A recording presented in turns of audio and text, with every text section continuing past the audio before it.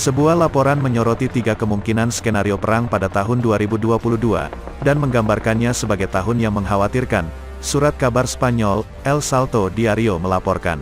Menurut surat kabar itu, jatuhnya Afghanistan di musim panas adalah katalis untuk fase baru setelah perang gagal yang diluncurkan oleh Amerika Serikat dengan dalih memerangi terorisme.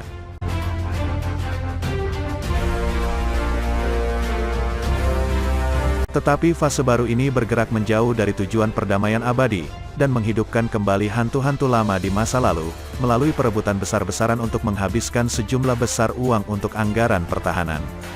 Dalam rangka mengembangkan peralatan militer dan memperlengkapi tentara, anggaran bervariasi antar negara dan kapasitasnya, bahkan seringkali tidak proporsional. Menurut laporan yang dinukil oleh Watan Serb, konflik diperkirakan terjadi pada 2022. Dalam diskusi tahun ini di Pentagon, para anggota juga bertanya apakah situasi saat ini memang dapat digambarkan sebagai perang dingin.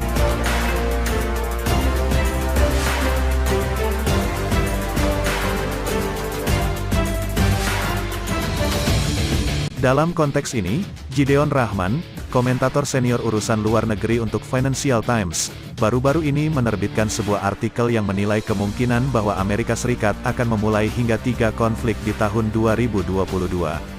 Rahman mengakui bahwa tidak ada satupun rencana yang menghubungkan ambisi Beijing, Moskow, dan Tehran. Tetapi ada tantangan terhadap keseimbangan kekuatan global, yang telah didominasi oleh Amerika Serikat sejak Perang Dunia II.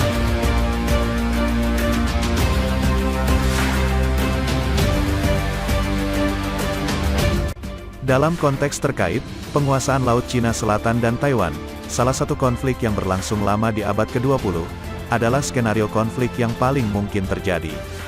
Pada bulan Oktober, Presiden Xi Jinping menjanjikan takdir yang mengarah pada reunifikasi dengan Taiwan. Pengumuman itu disertai dengan peninjauan terhadap pesawat yang terbang di atas pulau itu. Sebagai tanggapan, pemerintah Taiwan memprotes. Dia berbicara tentang situasi militer terburuk dalam 40 tahun terakhir.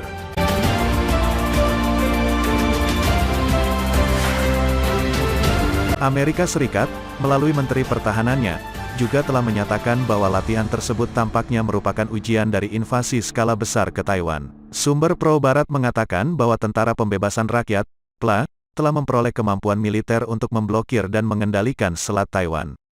Sementara itu, Presiden AS Joe Biden pada Oktober, setelah muncul laporan bahwa China telah menguji rudal hipersonik dengan kemampuan nuklir, mengatakan bahwa pemerintahnya akan secara resmi mempertahankan Taiwan dari Republik China, jika Republik Rakyat China benar-benar menyerang pulau itu.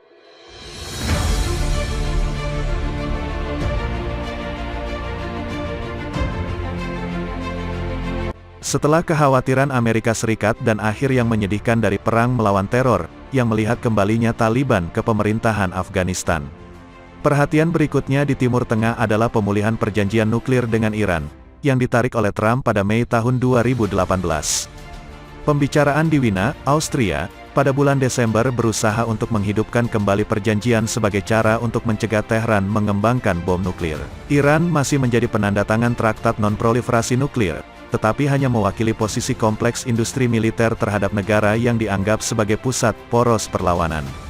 Upaya untuk mencapai kesepakatan sementara dengan Iran, membekukan program nuklirnya dengan imbalan pencabutan sanksi, tidak sepenuhnya memuaskan kedua pihak, tetapi tampaknya itu adalah satu-satunya tujuan yang tersedia di konferensi Wina. Amerika Serikat mengatakan bahwa mereka mempercayai saluran diplomatik, tetapi siap untuk kemungkinan apapun, dan menuduh Presiden Ibrahim Raisi ikut campur di Irak dan melakukan manuver rahasia di Arab Saudi. Para analis tidak mengesampingkan peluncuran serangan udara AS ke fasilitas nuklir Iran. Ini adalah pilihan yang kurang berisiko daripada membuka konflik dengan Rusia atau China. Sementara, Israel, sekutu utama Amerika Serikat di kawasan, sedang mempersiapkan konflik hipotetis dengan Iran. Hampir 1,5 bulan setelah pelantikannya, Biden menyebut Vladimir Putin sebagai seorang pembunuh.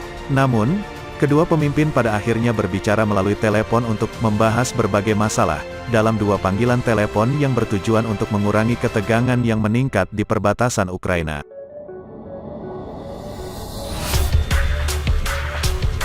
Rusia telah mengerahkan sedikitnya 100.000 tentara dalam beberapa pekan terakhir.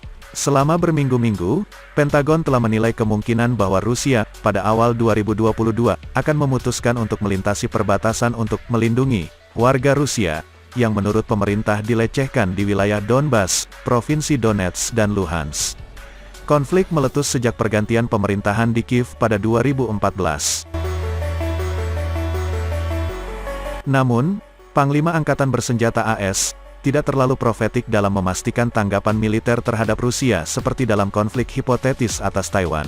Oleh karena itu, Amerika Serikat sejauh ini telah mengancam badai sanksi dan meningkatkan bantuan militer kepada sekutu Kiev dan NATO di Eropa Timur dan Tengah. Sementara itu, Rusia ingin Amerika Serikat menghentikan ekspansi transatlantik di antara negara-negara dalam lingkup pengaruhnya. Hal ini diungkapkan dalam dua rancangan perjanjian yang dikirim ke negara-negara barat pada bulan Desember. Akibatnya, kasus Ukraina dan Georgia serta aksesi ke NATO mengkhawatirkan Putin dan sistem pertahanannya.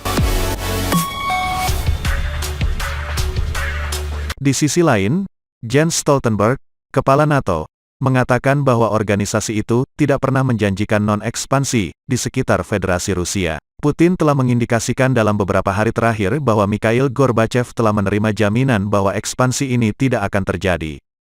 Dia sekarang menuntut agar jaminan ini dibuat secara tertulis. Opsi tetap terbuka, mulai dari peluncuran rudal presisi hingga penetrasi terbatas. Serangan tak terbatas dengan dukungan sistem elektronik. Meskipun survei melaporkan bahwa Ukraina siap untuk berperang melawan Rusia.